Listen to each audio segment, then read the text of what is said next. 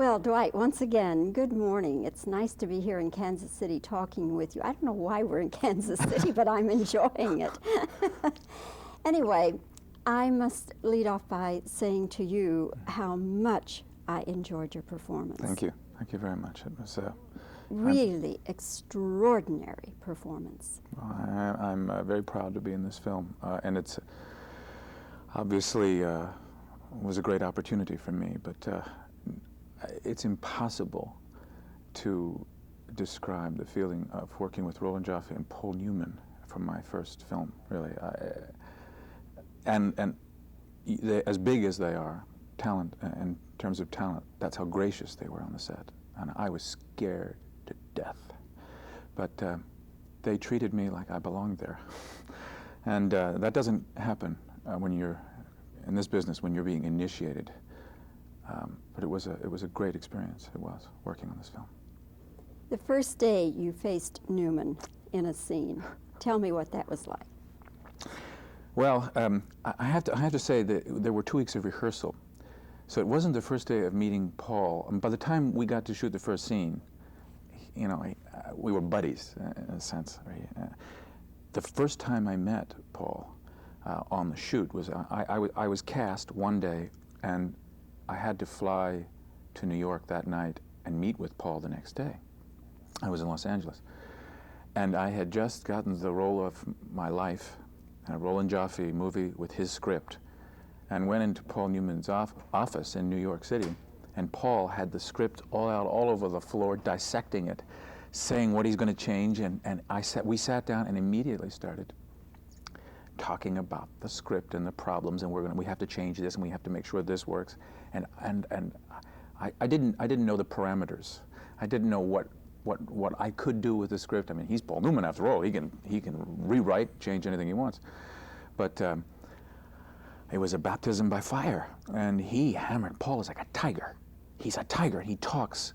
He has this, the image that you have of him is not the image necessarily that he projects when you're, he's a tiger, and he just attacks everything like this, and he's talking like this, and he'll reach across and grab you to make a point. And it took me about 3 or 4 days to get over the fact that I was just sitting with Paul Newman. But that was, after being handled by him for 3 days in his apartment, by the time I got to Mexico and we rehearsed with Roland, I was pretty relaxed, and when we shot the first scene together, it was due to his graciousness. It was as if I had known him for several years.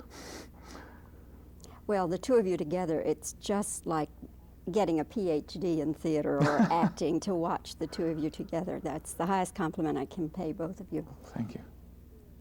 To what extent is the Oppenheimer character portrayed truthfully, and to what extent do we have dramatic license with your character? Well, this is a very interesting question.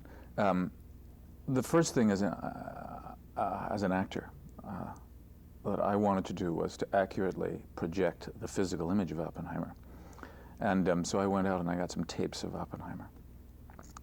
And when I first heard him speak, Oppenheimer spoke like there was a sort of affectedness to the way he talked, and there was a kind of crisp authority that set him apart from other individuals, and you thought to yourself that he was perhaps speaking with a dialect of some kind, but it was an affectation, and that in the 40s was considered very cultured. Today sounds slightly like Mr. Rogers. and when I said to Roland, I said initially, I said, I want to really get Oppenheimer down, and Roland rolled his eyes and said, no. It is not a film about J. Robert Oppenheimer. It's a film about the dilemma. So Oppenheimer is in a sense more generic, more all-American than the real Oppenheimer was. He was, by nature, the real man, reclusive, difficult to grasp. He, as some of his colleagues said, he didn't answer your questions. He finished your questions before you got to finish asking it. He was evidently a devastating individual verbally. He could destroy people. He was hated and loved. There was no in between. There was a coterie of individuals who followed him around, who dressed like him, who talked like him. He was a gourmet.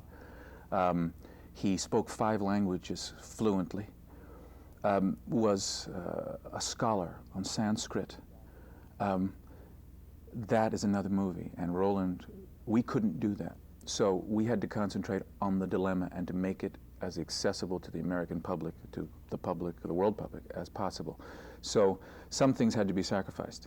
And I was selfish and wanted to do all those other things, but I couldn't, and understood that. And Roland was right, because in 2 hours, that's another movie. But we concentrated on the dilemma, and the problems that Oppenheimer faced are accurate. The moral weight that he experienced throughout his lifetime, I think Roland tried to capture past, present, and future Oppenheimer in 2 hours. And I think he accurately captured the flavor of it. But Dwight, very quickly, was there a real Jean Tatlock? yes, that's all accurate, yes. And that it was her real name? Oh, yes, that's the real name. And when people would ask me about Oppenheimer, quite frequently I have a stock response, and it is, one day early in his life, at a cafe in Europe, Robert Oppenheimer stood up and tried to strangle his best friend. He was diagnosed with dementia praecox. He was a colitis-ridden, tuberculosis-ridden, chain-smoking martini drinker. He made the atom bomb. Says it all, doesn't it? In Fiction. about 20 seconds. Okay. Dwight, I could sit here the rest of the morning and talk with you if they'd let us, but they won't. So again, congratulations on your performance. Thank you. And I don't know where you've been all this time, because I don't know you from the A-Team, but I look forward to seeing you again on the big screen. Thank you. Thank you. Thank you.